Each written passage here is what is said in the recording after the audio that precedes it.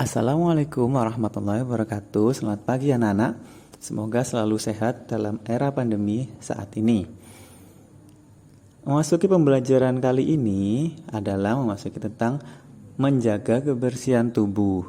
Nah, menjaga kebersihan tubuh itu kenapa sih harus kita lakukan dan kenapa hal ini penting bagi kita? Akan kita bahas dalam pembelajaran kali ini. Sebelum memasuki pembelajaran kali ini, marilah kita bersama-sama berdoa agar aktivitas pembelajaran yang kita lakukan hari ini dapat bermanfaat bagi kita semua. Berdoa, mulai. Berdoa selesai. Nah, tujuan pembelajaran kali ini adalah siswa dapat mengetahui bagaimana cara menjaga kebersihan tubuh dan apa saja kebersihan tubuh yang harus kita lakukan. Kita mulai dari kebersihan tubuh. Nah, ini kebersihan tubuh yang pertama harus kita jaga dengan cara mandi 2 kali sehari menggunakan sabun dan air yang mengalir. Hal ini bertujuan agar setelah melakukan aktivitas, badan kita kan biasanya ada kuman atau ada bakteri. Kita kan tidak tahu karena ukurannya sangat kecil. Maka untuk menghilangkan bakteri kuman tersebut, kita harus mandi menggunakan sabun dan air mengalir agar tidak terjangkit penyakit kulit. Setelah mandi, tentu saja kita harus mengeringkan dengan handuk. Dan setelah mandi, kita harus menggunakan pakaian bersih. Kenapa harus menggunakan pakaian bersih? Agar ya seperti tadi, kuman tidak menempel ke tubuh kita apabila kita menggunakan pakaian yang kotor. Selanjutnya adalah kebersihan rambut. Rambut adalah sesuatu yang menutupi kulit kepala kita. Selain bertujuan agar kita terlihat cantik dan rupawan, rambut juga bertujuan untuk menutupi sinar matahari agar tidak langsung terkena kulit kepala kita. Adapun cara merawat rambut yakni mencuci rambut dengan shampoo dan air mengalir tentunya agar di rambut kita tidak terdapat banyak kuman dan bakteri karena dapat menyebabkan banyak ketombe. Nah, ketombe ini dapat menyebabkan rambut kita gatal. Dengan shampoo maka dapat mengurangi bakteri tersebut. Kemudian, rambut yang baik adalah rambut yang pendek dan rapi dan harus dipotong apabila rambut sudah panjang.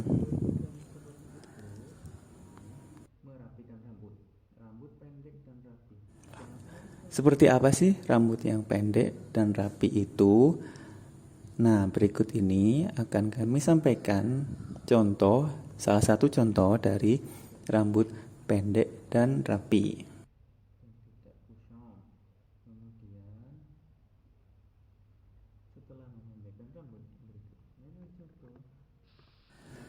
Seperti pada gambar, rambut laki-laki pendek agar terlihat rapi dan rambut perempuan juga pendek agar terlihat rapi dan mudah ditata. Apabila kita menggunakan jilbab atau kerudung, maka harusnya tetap dipotong pendek dan dimasukkan ke kerudung. Yang selanjutnya adalah kebersihan hidung. Nah, hidung adalah salah satu indera penciuman manusia. Hidung berfungsi sebagai alat pernafasan, juga berguna untuk membau bau di sekitar kita. Oleh karenanya, kita harus menjaga kebersihan hidung kita agar tidak terkena penyakit. Hidung kita bisa saja kotor karena kotoran yang mengambang di udara. Cara kita membersihkannya yakni dengan sapu tangan. Hal ini berguna agar tidak ada kotoran yang masuk ke tubuh kita dan apabila kita bersin misalnya, kita dapat menutupinya dengan sapu tangan. Apabila kita tidak menjaga kebersihan hidung kita dengan baik, maka biasanya terjadi flu. Flu adalah kuman yang masuk ke dalam hidung atau pernafasan kita. Apabila terjadi flu, maka hendaknya kita segera mengobatinya dan beristirahat. Apabila bersin pada saat flu, kita bisa menutupinya menggunakan sapu tangan. Dan apabila kita tidak memiliki sapu tangan, kita harus menutupinya seperti orang berbaju kuning tersebut, menutup menggunakan sikunya. Kita masuki kebersihan telinga. Telinga adalah salah satu indera kita yang berguna untuk mendengar segala jenis suara. Kita mempunyai dua telinga, bagian kanan dan bagian kiri.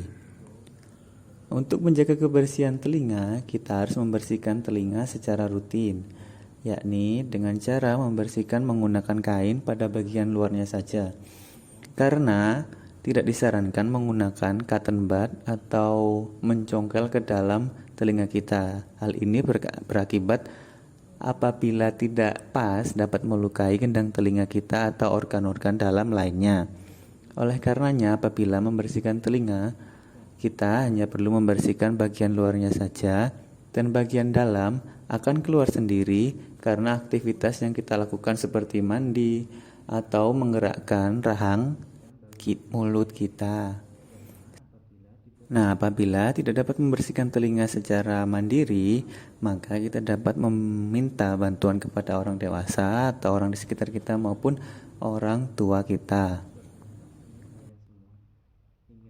Apabila terjadi keluhan seperti sakit, maka kita harus segera memeriksakan telinga kita kepada dokter untuk diperiksa lebih lanjut. Kamu harus berhati-hati.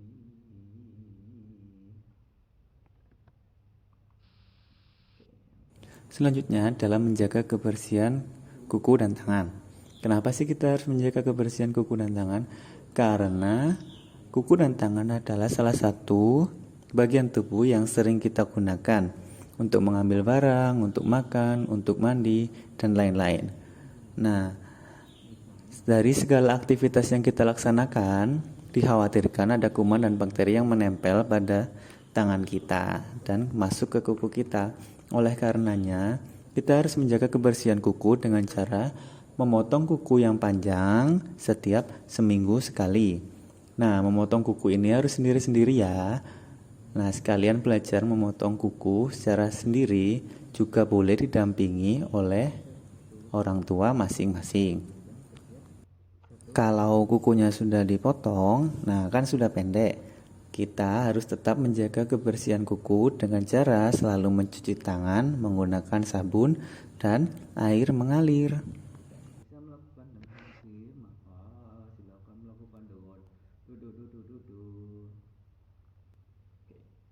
Kuku harus bersih.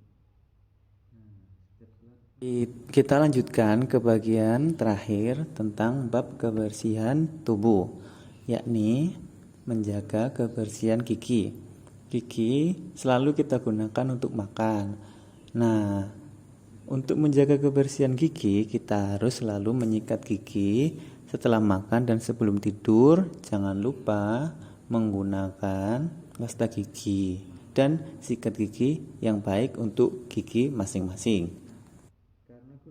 Untuk menyikat gigi, boleh meminta bantuan kepada orang dewasa atau orang tua masing-masing. Bagaimana sih menyikat gigi yang benar?